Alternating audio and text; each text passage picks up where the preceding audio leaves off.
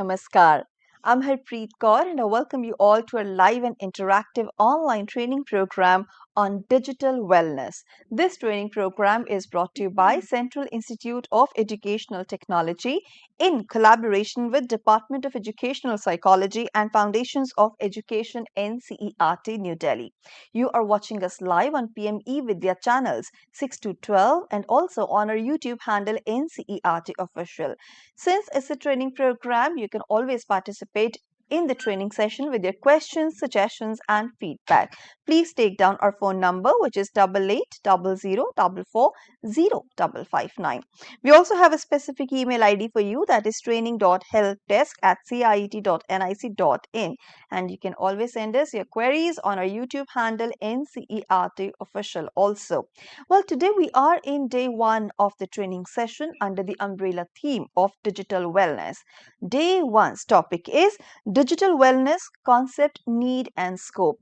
We all have our presence on digital platforms, and it's important to maintain our sanity, be it mental sanity, emotional sanity, or digital sanity. So, what digital wellness is all about? Because we have heard of physical wellness and mental wellness, but digital wellness is also need of the hour. How this topic is relevant, how it is playing an important role in everybody's life these days, we will deliberate on this.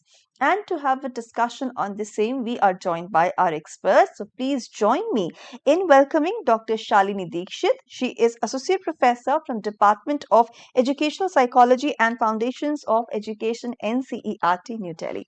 Ma'am, namaskar and very warm welcome to you. Thank you. Ma'am, today is day one of this online training program, and of course, it is digital wellness. Today we'll be understanding this concept. You will be talking about in detail, but I want to ask you first of all, what is the relevance of the topic that we are taking up today, and what all are the important points that you will be covering in the session? Thank you.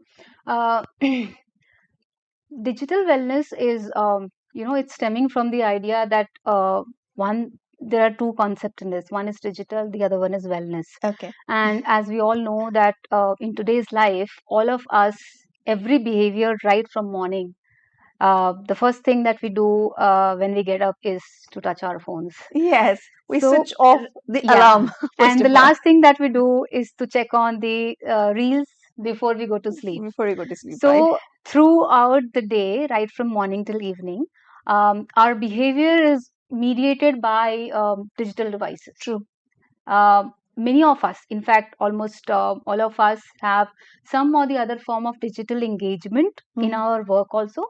And as students also, children are also supposed to engage in several media related devices, That's computer, phone, and tablets, and nowadays even classrooms has smart boards. Yes. So we have so much of digital setup around us that we cannot escape digital at the moment. Yes. So, in today's talk, we will talk about how digital is penetrated in all aspects of our life and how it is important to have a balanced approach towards use of these devices and understand that these are still just devices. And we will, at the end, we will also try to discuss some of the ways in which we can deal with the digital addiction. Absolutely. When it comes to physical fitness, we generally talk about a balanced diet. When it comes to mental fitness, we talk about good thoughts. And when it comes to digital fitness, there is also some kind of balance that we need to maintain. So, ma'am, now I request you to kindly go ahead with your presentation. Whatever questions we will be receiving from our viewers, we'll take them up in the end, ma'am. Sure. Please. Thank you. Yeah. Thank you. So, let's begin. Yes. So, as you can see on the screen, that children in different form and ways are engaged with digital devices throughout their day, as I mentioned in the beginning. Our entire life surrounds with these. The reason is not because we are in the trap of these digital devices. The reason is the sheer utility of these digital means of engaging with reality. With students increasingly immersed in digital environment for learning, entertainment, and social interactions, everything becomes mediated by digital devices. When we are buying something, we are making a purchase, we are doing digital.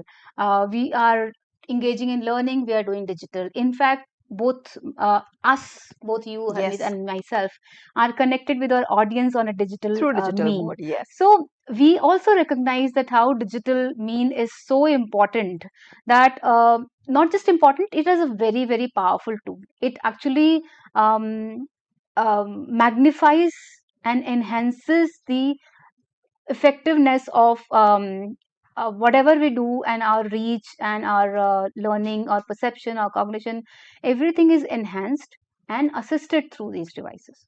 It makes our life comfortable by making calculations easier, by making purchases easier, by magnifying learning outcomes. In fact, the PM eVidya channel, which is an example of digital means of reaching out to children, you all know, who are our regular viewers, you all know how important it is for you in assisting your learning. So digital is next to social right now, and therefore, since it is next to social, next to physical, and next to mental, we need to understand that how and when we are also going wrong with digital. Digital, of course, is a very powerful mean, but there are times and conditions when uh, use of digital devices starts taking toll on our physical, mental, and social well-being. Now, let's understand what is digital well-being. Since talk is about digital well-being, it actually refers to healthy and mindful use of digital technologies that support our overall physical, mental, and emotional health. It emphasizes a balance between online and offline life. Now, why is it important to have a balance? I mean, somebody can question me and ask why it is important to do a balance, because digital, if digital is providing me all the means and ways of having a better and easier life and more impactful life, why should I go for offline ways? So the thing is, digital devices, uh, we interact through a screen or interaction modality. Now, the interaction modality of digital devices um, present, let's say, a screen in front of our eyes, and that screen generally is very fast moving. Let's, if we are watching an animation or a movie, the screen is fast moving, more faster than actually real life. um, uh, Digital reels, when we watch, we are interacting with any social media platform, all the thing that we are consuming is mostly moving faster than the real life and the real interactions. What it does to our nervous system and our brain, our visual processing system, is that it actually makes us um, dependent on a faster moving reality. We have heard nowadays that children are becoming hyperactive, or they are not Impatient. impatient also, Mhm. yeah. And also they their behaviors are, it's not very smooth, composed. It's jerkful, it's at times it is restless, because the growing up eyes have seen only these faster moving screens. So for them to imagine a stable and consistent and slower pace life becomes very difficult. And research across the world, including India, has documented that there is a strong correlation between excessive usage or consumption of screen and the hyperactive, or I would say enhanced activity of children, both mental and physical. So because of that and many other side effects that we'll discuss as we go along, it's important to understand that our well-being in digital domain is important aspect of our social behavior. Now, it's important to discriminate here between digital and internet addiction. Now, as you know, digital is basically dependency on any kind of digital device, which it could be any electronic device, it could be a smartphone, a computer, or a tab, or a smartwatch for that matter. Some of you who actually have been using smartwatches will know that now once you start using smartwatches, you become very habitual of counting your steps. And the days when you don't have your smartwatch, you don't feel like walking. So your actual life becomes dependent on the recognition by a digital device. So that is a digital kind of addiction. On the other hand, internet addiction is a type of addiction which involves compulsive engagement with online activity which has to do with internet connection, such as social media, gaming, or internet browsing. So, having said that, when we go along, I will interchangeably refer to digital and internet addiction interchangeably, because when we talk about digital, almost all the digital devices are connected to internet, and nowadays in our interaction with school teachers and students, what we have found is that there is a lot of internet dependency on children. So we'll use this terms interchangeably. Now, internet addiction as a concept has come into being recently, which is defined as overuse of internet with subsequent impairment of psychological health, social interactions, and academic or occupational disturbances.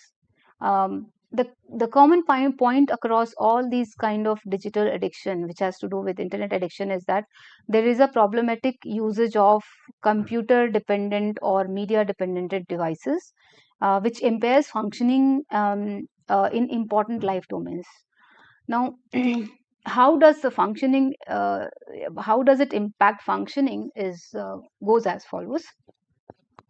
Looking at some of these behaviors, we can actually say, or we can infer that perhaps we have internet addiction, and this goes true both for children and adults. We have preoccupation, we are preoccupied with our mobile phones. Yes or no? All of us. I mean, I have not seen a person in last 2-3 years who has talked to me for 1 hour without looking at True. their phone. Screens. Be it doctors, be it people who are, we in our department we train counselors, and we as counselors, when we are offering counseling, we are not supposed to get distracted or check our phones or look here and there.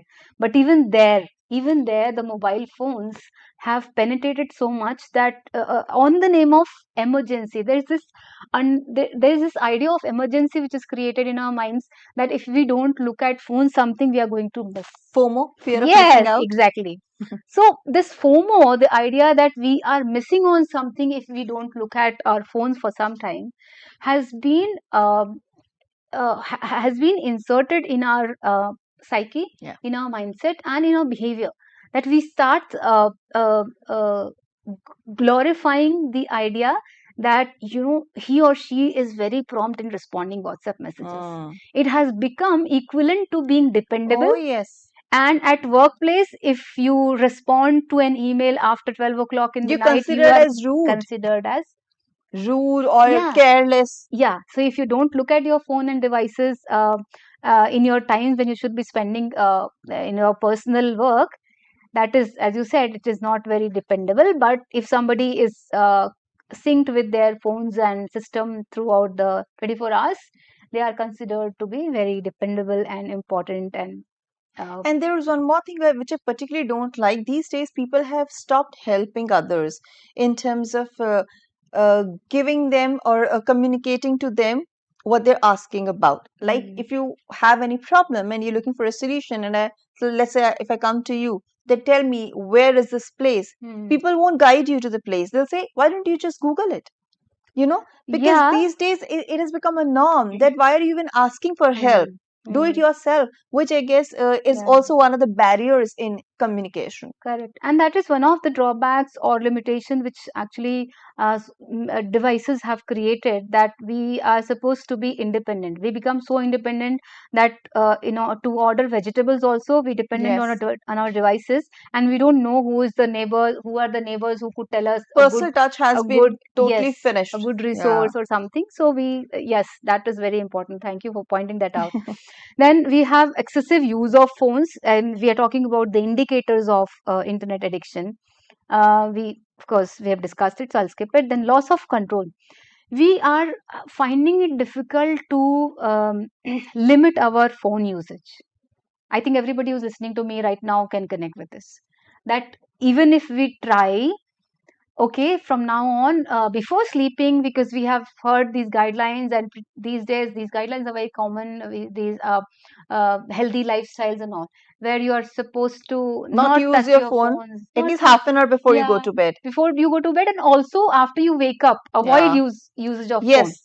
But how many of us have been successful? We know that we have some amount of addiction to Also, you have internet. to keep your mobile phones at a distance Hmm. while you're going to sleep, Yeah. so that you don't look at it. At times, we have this habit of browsing things even in the middle of the night, Yes, which yes, is yes, totally yes, yes. unhealthy. When you wake up like 2 or 3 o'clock just for a washroom trip, you just go and check your phone also. So Yeah. that's really a cause of concern. It's kind of an addiction, right? It is. That's what we are talking. Indicators of These are all indicators of internet addiction. Yeah. Then we are moving towards some serious concerns. This has become a coping mechanism. Have you realized that when we talk to somebody, whether at work or in personal life, when there is a friction between two people, when there's an argument and people want to avoid the argument, they start looking at their phones. Hmm. You know, they say something and they just go away and they pick up their phone. It's become very reflexive. Uh, I just have a word with you. I don't like you. Okay, you do whatever you want to, and I go and I. We are not even processing our thoughts. We are Also, neither processing the person who's sitting yes, next to yes. us. Our phones have become our Escape coping mechanism. mechanism, and that is a deeper cause of psychological concern. I do not want to get into it because we have long other things to cover. But Also, one, ma'am, related to that, one more thing. Whenever we go to a new setting, instead of mingling with people, we yeah, only, yes, yes, look at our phones. yeah. If you are not comfortable in any setup, Yeah. that too, and to avoid, not to mention the children who are avoiding any social interaction are happy to sit with phones. So that has become our coping mechanism, and it's very serious cause of concern. We become we become irritated and agitated when we are questioned about our online behavior. So your parents come from office, and after half an hour of watching them, you just say that you've come so late and you're still watching on phone. First is, do you even see what I'm doing? I'm doing some office related work, right? So that's what the answer we get. Children, if their parents stop or their teachers stop, do you even know what I'm doing, mom? Do you know what I'm doing? I'm doing some school related work. So children give excuses of these their study related work, and parents also give such excuses because they become irritated if they are pointed at their internet behavior. There is also withdrawal. Withdrawal means we feel restless and annoyed if we are not able to reach our phones. Yes. Remember the last time when your phone was discharged or lost, or you dropped it in water and you were not able to access your WhatsApp or Instagram profile. So that was a example of this. We neglect our responsibilities. We sometimes miss work. We procrastinate in in our desire to engage longer times with the devices or internet. There are physical changes.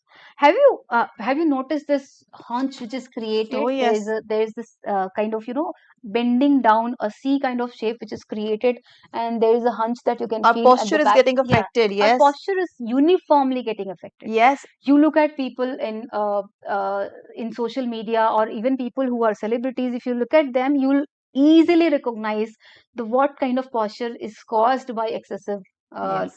longer hours of staring at screen. True. There are physical changes, and there are also manipulative behavior, which is which is an outcome of if people point at your excessive internet usage. So it becomes a cause of conflict at times. Now, because of all these indicators that we saw just now, uh, the internet addiction affects us in multiple ways. As you pointed out in the beginning, that we have a physical effect of it. We could have body ache, we could have poor posture, we strain in neck, eye strain, dry eyes. We'll find it difficult to blink our eyes. we may have sleep alterations, we may have weight gain, very important factor, that we neglect our nutrition. And when we are eating, even at that time, since we are not doing mindful eating, we are looking at our phones, it is actually disturbing our digestion also.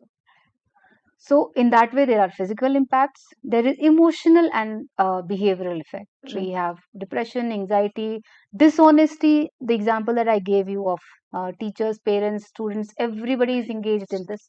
So there is nobody who is not engaged. And then there is social effect. Yes.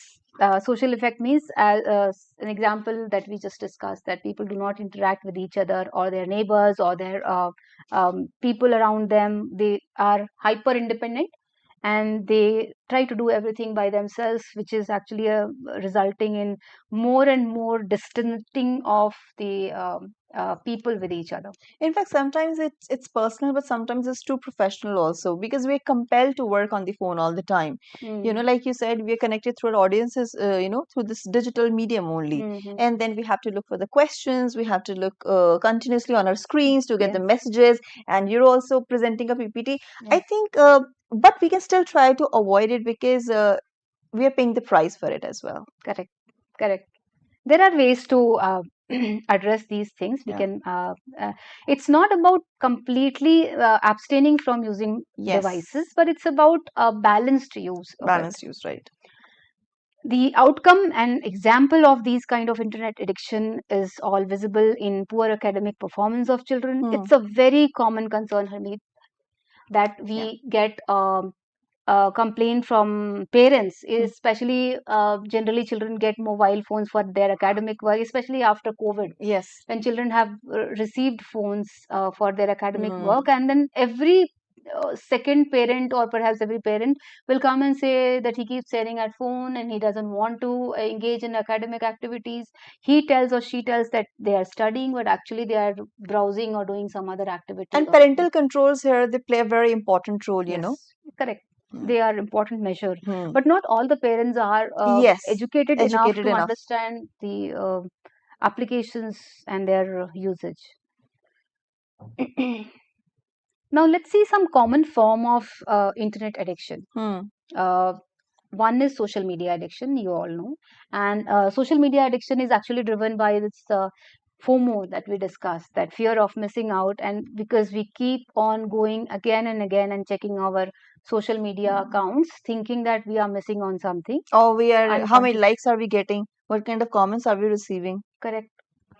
It's the people who are actively posting on social media profile. But Harmeet, there are so many people who are passive recipient of social media content. Can you just give an example? For example, if you have 500 people in your Facebook list, only 50 of them are the ones who are actually regularly updating content. That's right. But believe you me, 400 out of those 50 are within a minute informed and have seen the content that you have posted. Because they are so much glued to the others, what others are doing, what's happening on there. So irrespective of whether they have posted something, they would want to go and see if something that they have missed.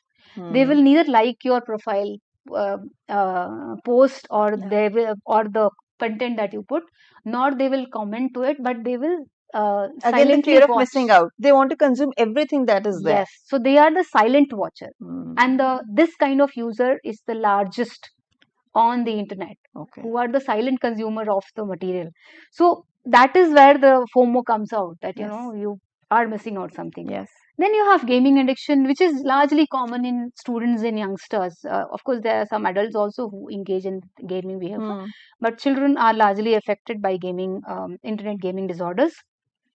Then you have addiction of explicit content. Some adolescents and children, younger children also nowadays have this problems reported, that they are so glued and addicted to the explicit content on social media or through different sources, that they cannot undo it. They are not able to put their minds off it and focus on studies. Then there is this online relationship addiction. It's important for students also to understand that if they are engaging in a relationship on online mode, it is not the same as a person sitting in front of you. we all understand that it gives a fake sense of connectivity and Yes. relationship. We all need that fake sense of connectivity to give us a fake sense of Fake approval, connected fake validation. only. Yes. Yeah. So when you actually go for and analyze into it, understand the deeper meaning of it, these relationships are generally either predatory relationships or people who are trying to scam us. So we should be very careful in engaging in any kind of online behavior. And children are so sensitive that they're prone to such, I would say, threats or scams. Yeah, because they become soft targets. They become soft targets indeed, yes. Especially children where who are coming from families where there is no adult supervision on their use of phone. True. There's a large section of our middle class urban families where both the parents are not available when children come from school. Yeah. That is one category. If at all one of the parents, generally the mothers, are available at home, they are also not aware of what the child, which screen, which website, which platform is the child accessing. Yes. So they are just sitting with their phone. Mothers are happy that children are there in front of them. And mothers are also involved in their online activities. Correct. Mothers are involved in their own online activities. When the other parent comes home in the evening, even then all three of them, four of them are engaged on their own separate devices. This is a common scene, either you're confined to your own room, or even if you're sitting together at the dining table, you're still scrolling your phone. Yeah, that's true. So you have online compulsion and you have compulsive information seeking. There's some very typical thing I have observed these days, that when you are having a conversation with somebody, you say, you know what, so and so, today is this particular day, or maybe that movie has released, or when is Diwali this year? The first thing people will do, it's on second. That's what I said. You Google everything. Because devices have become our mental extension. In order for us to remember something, in order for us to look up something, I mean, earlier, if we wanted to know festivals, we would go and ask somebody. Or we will look at the calendar. Look at the calendar, ask our colleagues, our friends, our neighborhood. But now, for every thought that we need information about, we pick up Google. Yes. So if somebody is asking me, okay, when did you go to that shop last? I might have either taken a selfie, or I might have done some internet billing activity. So for me to remember my own activity, I go back and check my either conversation, so true, or a picture that I've taken, because that's the way I'm remembering things. Absolutely. And this is really I haven't collected that kind of serious scientific information here, only to make it more lighter conversation. But it's very important for us to understand that actually we are deteriorating in our brain capacity. It's impacting our memory. Yes, because our memories have become dependent on digital devices. So memorization skills are getting impacted. Surely. There is social isolation happening. And of course, you do not want to do research. Yes. You want to have quick browsing. That's all. You want to get the answers quickly, as quickly as possible. Yes. And it's very sorry state of affairs to see that people who are actually well-read and noble also go for these first Google search result which is provided. Especially in cases of medical problems, Oh, yes. Google becomes a doctor. Yes. That you just see the symptoms and you type them and you see that, okay, I'm probably suffering from this ailment or that ailment. Correct. And you also start giving advices. We've seen so many posts coming on the internet that this is the remedy that you should take, which is extremely harmful. Yes, yeah, that's a totally different matter of discussion, where information received on WhatsApp becomes the WhatsApp. You keep on sharing it and forwarding it. So that's a different debate and in fact concern. But of course, that is also important that we know we have media literacy, we are aware, and we also make our children and our parents and our teachers aware of this. Okay, moving further, we have to understand also that there is a strong interlink between internet addiction and mental health and well-being.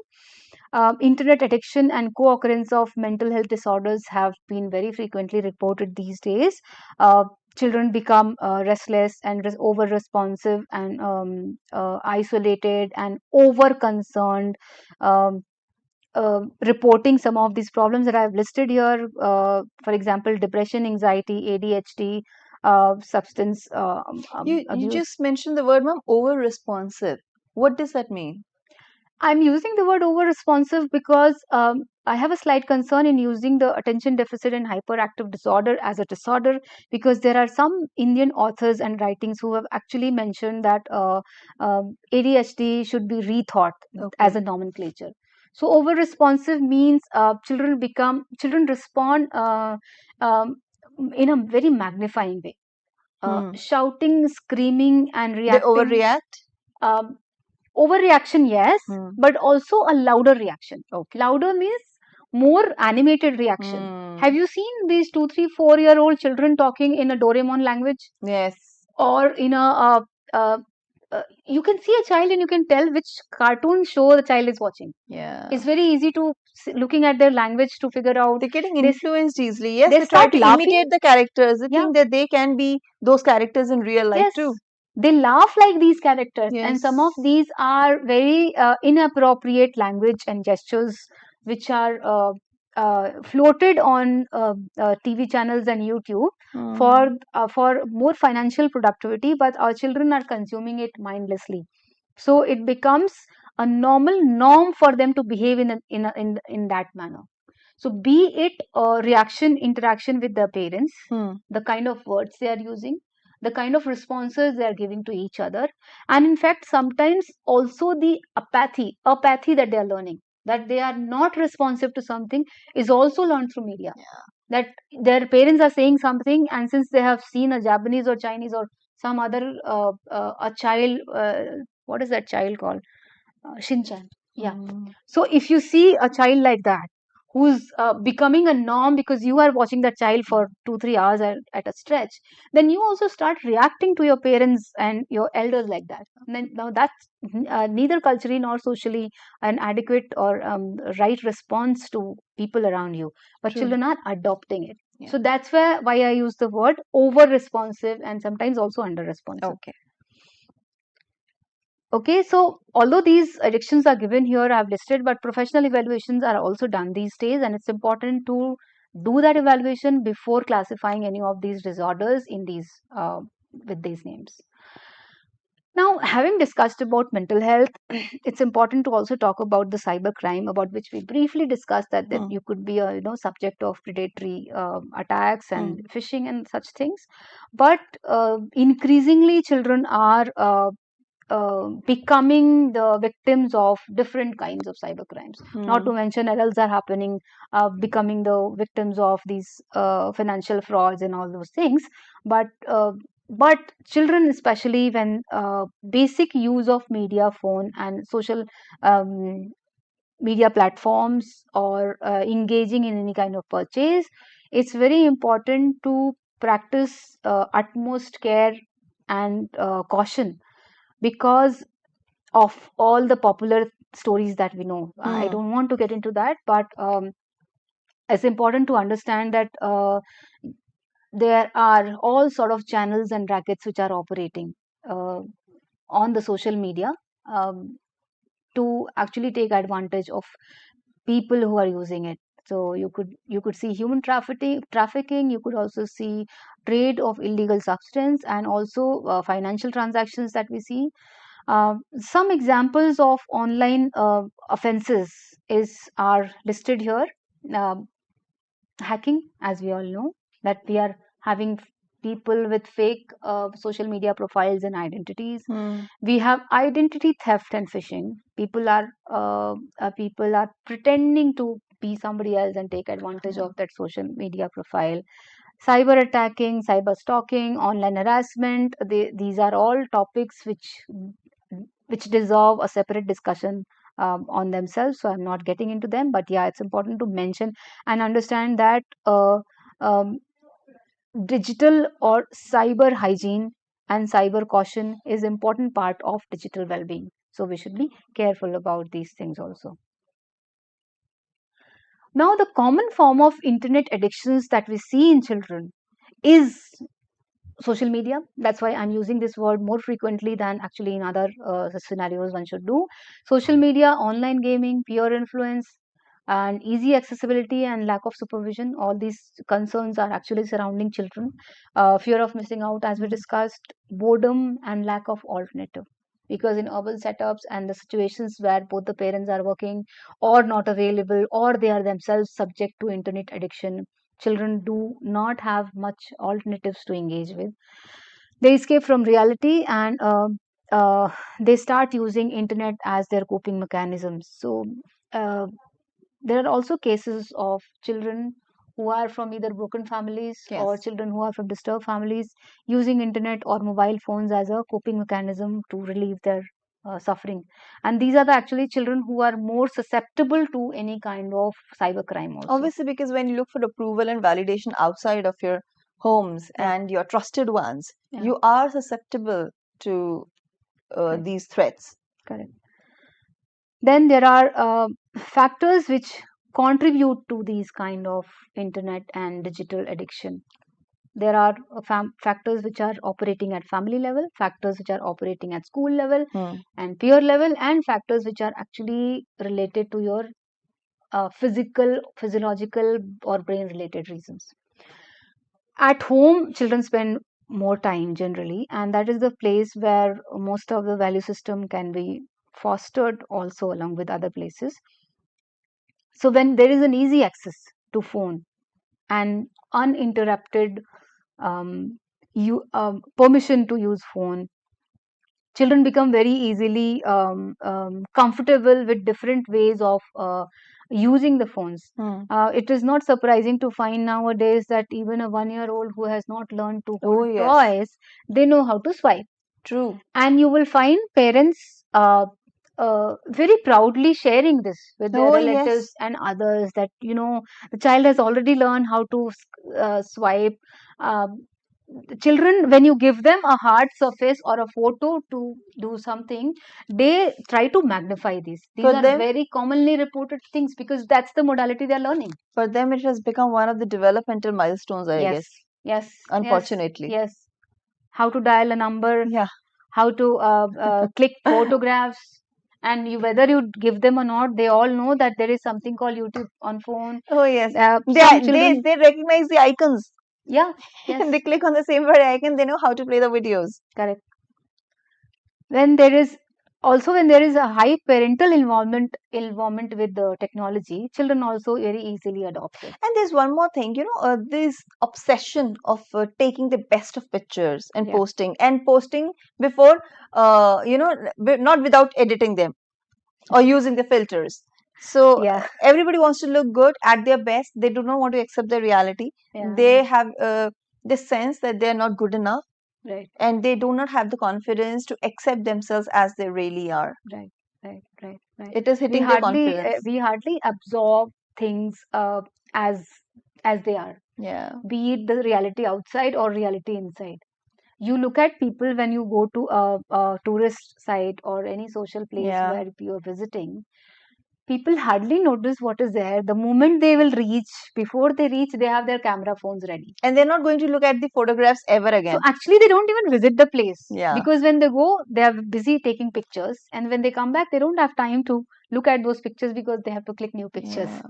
So it's a vicious cycle nowadays. Yeah. Then, so factors at family are important. How it is allowing children to use uninterrupted phone with a very normal social and familiar acceptance that my child is already using phone, they already know how to use it. Yeah. Then there are peer groups. Peer groups are there on social media profiles. Peer groups are using this platform, that platform. There is also WhatsApp groups. If you don't connect to your WhatsApp groups, your friends, your circles, that also becomes a cause of concern for parents. So you want to be connected and you also want to receive. Again, this FOMO works there also. Yes. That you feel that you're missing out something. And also this digital devices become an escape for social anxiety, that when we should do what everybody else is doing, and that perhaps makes you more acceptable and comfortable. Otherwise, you'll be the odd one out. Yes.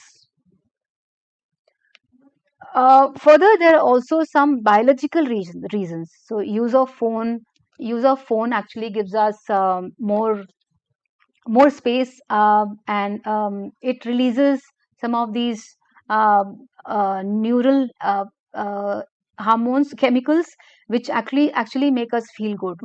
And so you have dopamine, you have serotonin, some of these, and these are all proven in research that the kind of chemical released in the brain uh, uh, actually equates with the kind of other forms of substance abuse. So addiction to a digital device can be actually equated with other forms of addiction also physiologically. Right. There are brain images and neural scans which actually show that the kind of changes which is seen in a person who is addicted to digital device is similar to the same as other forms of addiction. So Substance that's addiction. scary. Yeah. Then they actually depend on emotional triggers. So it becomes, so these are all together becomes some of the biological and emotional factors which are actually becoming cause for you to remain stuck to technology more and more. Now, in order to deal with these things, I will take you through the steps that we can actually take, and means that we should be aware of. Right. That it's important, like the session that we are doing today, it's important that we are all empowered, and we also allow and foster digitally healthy generation. Yes. And for that, it's important to have these kind of discussions, dialogues, and sessions and training sessions, awareness sessions at all the levels. Awareness both is the key. for children at community level and at parental level. Students should know that how these digital habits are actually influencing, impacting them in different ways. Now, at family level, what you can do is, it's important to set positive examples first of all. How much ever time you set, how much ever rules you make for children, unless and until adults in the family are practicing it, it's very difficult to for children to adopt and follow it. Yes. So first and foremost thing, adults should also you have to stay be the away role from model phone. for your kids. Yeah. Setting digital boundaries. Nowadays, there are apps also which actually give you an alarm or shut your screen off, depending on the device and the version you're using. There are different Also, ways. they remind you to drink water or to take a There are break. so many apps Yeah. which are actually using healthy also. But it's better to not be dependent on an app. Yes. You should have your own also will and power and take charge Indeed. of. Yeah.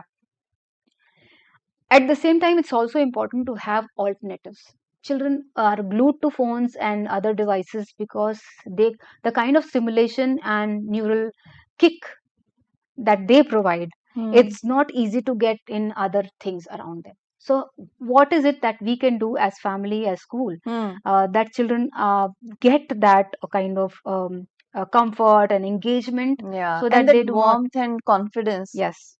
You know, that we have somebody to listen to us at our own homes. Right. Okay. Then in schools, what we can do, we can have school-wide digital literacy programs. We can educate responsible technology usage, which is part of media literacy. Then you can balance screen time, have support groups. Children who are dealing with these problems at acute level, we can make groups which are supporting these children. They share each other's story and get support from each other. Also, creating a healthy environment where tech-free zones are there. There is device break, the break in which nobody uses any kind of device. These kind of things can be introduced at school levels and can be followed both at school and at home. Yes. At the end, most important is to own up. Take the responsibility that digital devices as are our allies, our support, but at the same time, they have become the demons who are actually taking away our lives from us. This is important part to understand. It's a very deep psychological concept where we go through a cycle. So anybody who is trying to do all of that I suggested, practicing a mindful internet or digital usage, should understand that when we engage with that detoxification process, we will go through these 4 processes. We will have rationalization, then we will have regret. We may have regret that we are still going back. We will again try to be, so there will be phases in which we can abstain. It can again go down and we can go back to the internet addiction again, but that's all right. What we need to do is we need to consistently keep trying to not have the relapse happen. Then, and ultimately, I'm sure we all will be able to have a mindful technology use. Thank you.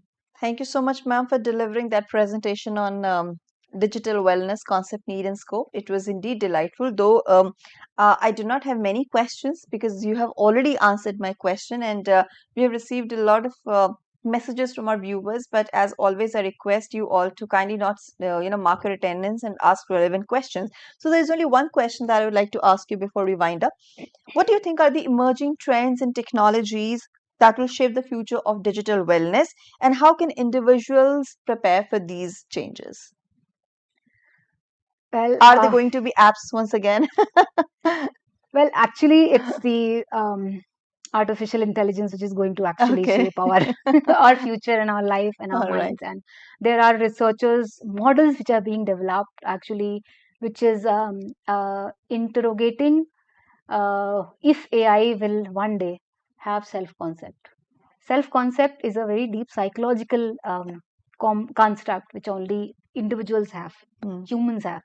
But we have already have examples of situations where AI has learned things about others Hmm. automatically, because it's a matter of um, deep learning, automatic learning, and learning from learning, Yeah. which AI is doing. Yes. And we know that ChatGPT has brought up a storm in all the fields, including education.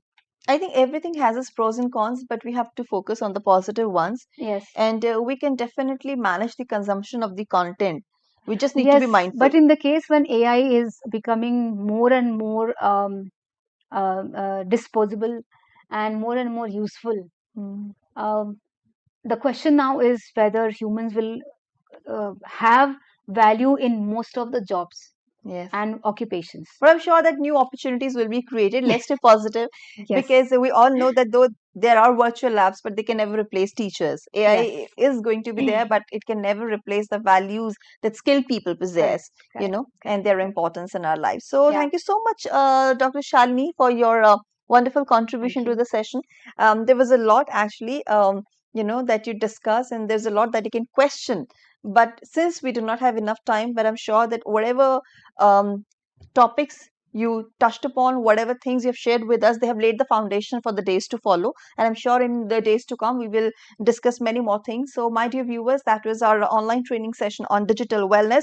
Today was day one, where we talked about digital wellness concept, need, and scope.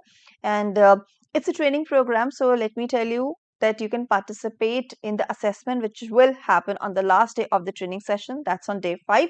For that, I request you all to kindly visit the CIET website and go through the guidelines and instructions and attempt the assessment. If you score more than 70%, you will be granted a certificate, and that you can download from DIKSHA portal. For more information on the same, please visit the CIET website. Now, before I finally leave and exit the studio, it's time for me to tell you about something that's related to textbooks. Well, they are available on Amazon, Flipkart, and NCERT website. I'm talking about grade 4 and 7 respectively. And simultaneously, let's take a quick look at what's coming ahead. In a short while from now, you can watch a session Sahyog, where we will be talking about interpersonal relationship and stress management. And rest of the programs you've already watched. With this, I'm wrapping up and closing the session over here. Please take good care of yourself and do participate with relevant questions. Thank you. Namaskar.